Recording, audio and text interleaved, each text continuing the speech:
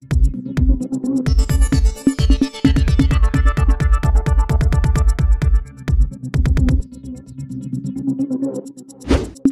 News Maharashtra बातमीचे वास्तववादी विश्लेषण. म्हणून एवढी भव्य आणि दिव्य पवार साहेबांवर प्रेम करणारी लोक आले. आजच्या सभेला लाक्षणिक माझ्या मायमाऊलींची उपस्थिती खूप मोठ्या प्रमाणात आहे. साहेब या माढा मतदारसंघामध्ये गेले 30 वर्ष आम्हाला आली आणि इथली बोळे बाबडी गोरगरिबांची पोरांना शिकायसाठी एकही त्या ठिकाणी संकुल उभा केला नाही. या तालुक्यामध्ये आरोग्याची कोणतीही सेवा उपलब्ध नाही. आरोग्याची सेवा नसल्यामुळं इथं कितीतर जणांचे प्राण त्या ठिकाणी जातात. त्या लोकांना बाहेरच्या तालुक्यात बाहेरच्या ठिकाणी जाऊन उपचार घ्यावा लागतो.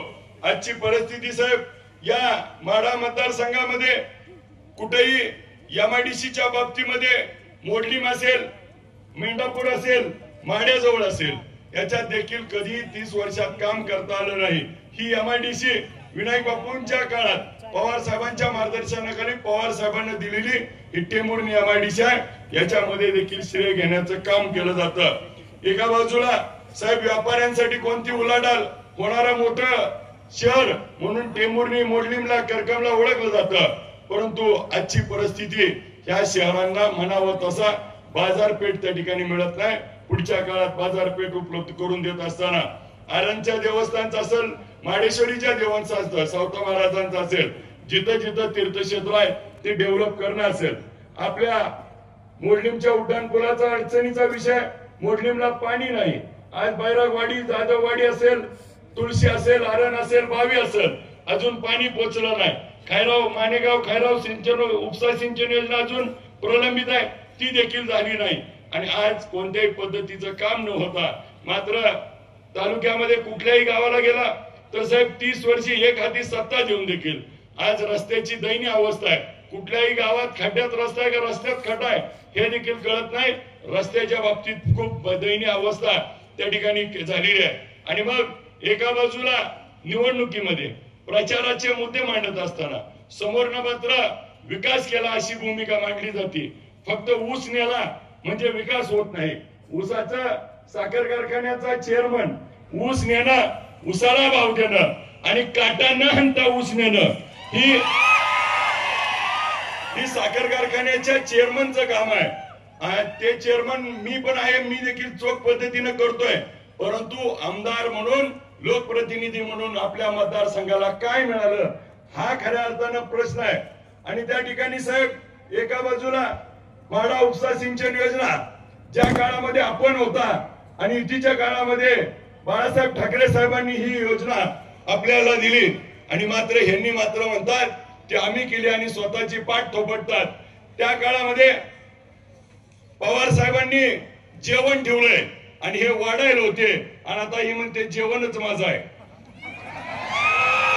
परंतु ज्याचं जेवण असतं वाढताना तुम्ही एखाद्याला कमी जास्त वाढचाल, परंतु जेवण कुणाचं आहे तर ते या राज्यात शरदचंद्र पवार साहेबांनी त्या ठिकाणी दिलंय. फक्त आपण वाढपे म्हणून होता, पण वाढपे असताना देखील तुम्ही फक्त पाहुणे रावळे आणि घरातल्या नातेवाईकाला त्या ठिकाणी वाढलं आणि तालुक्याची जनता मात्र उपाशी ठेवली. त्यामुळे उद्याच्या निवडणुकीत आपल्याला देखील चित्र या ठिकाणी बघायला मिळेल. साहेब मी वेळेअभावी अधिकीचा वेळ घेत नाही, परंतु मी या लोकांच्या समोर विस्तृत असं माझं विजन मांडलंय. आपल्याला देखील एक कॉपी दिली. पुढच्या काळामध्ये या टेंभुर्णी शहराचा सर्वांगीण विकास करण्याच्या दृष्टीनं टेंभुर्णीमध्ये साधी एक बाग नाही, एखाद्या शॉपिंग कॉम्प्लेक्स मध्ये त्या ठिकाणी इथल्या गाडेधारकाकडनं उमेदवारांनी पैसे खाल्लेत आणि अशा भ्रष्ट कारभार करत असताना आज एका बाजूला या मतदारसंघात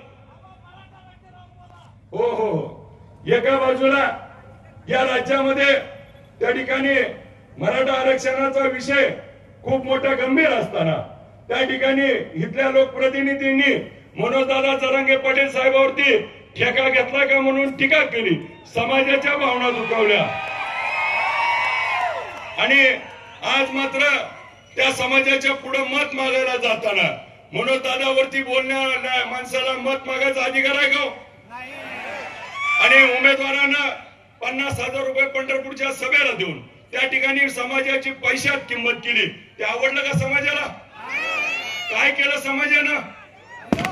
एक एक 2-2 रुपये माघारी दिले आणि आज त्यांचे पैसे परत केले. साहेब, मी गेले 15 दिवस झालं प्रचार चालू झाल्यापासून सांगतोय की तुम्हाला एक एक 2-2 रुपये आलेत. ते एक एक 2-2 रुपयाचं काय केलं, किती आले, फोन पेचं तुम्ही स्टेटमेंट जाहीर करा. परंतु आज देखील त्यांनी फोन पेचं स्टेटमेंट जाहीर केलं नाही आणि पैसे ठेवायचे यांना कारण नसताना. त्या ठिकाणी छत्रपती शिवाजी महाराजांच्या काळातला एक प्रसंग आहे. छत्रपती शिवाजी महाराजांना त्या ठिकाणी एकदा नड पडली आणि नडीच्या वेळेस सावकाराकडे गेले आणि कर्ज मागितलं. कर्ज मागितल्यानंतर सावकारांनी सांगितलं महाराजांना काहीतरी गहाण ठेवावं लागेल.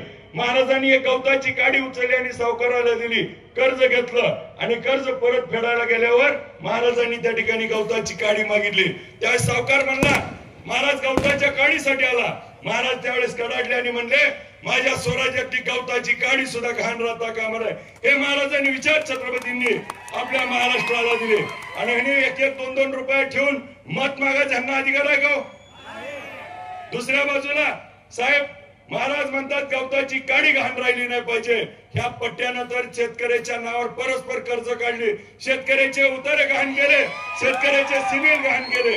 आज शेतकरी देशोधडीला लावला आणि निवडणुकीच्या वातावरणामध्ये साहेब माढा मतदारसंघामध्ये 30 वर्षे एक हाती सत्ता असताना देखील कुठल्याही पद्धतीनं त्या ठिकाणी आज आपल्याला एकही गोष्ट त्या ठिकाणी छत्रपती शिवाजी महाराजांचा एकी ठिकाणी अश्वारूढ पुतळा नाही, अहिल्यादेवी होळकरांचा पुतळा नाही, महात्मा ज्योतिबा फुलेंचा त्या ठिकाणी स्मारक नाही, सावित्रीमाईंचं स्मारक नाही, डॉक्टर बाबासाहेब आंबेडकरांचं स्मारक पाठीमागच्या बाजूला आहे.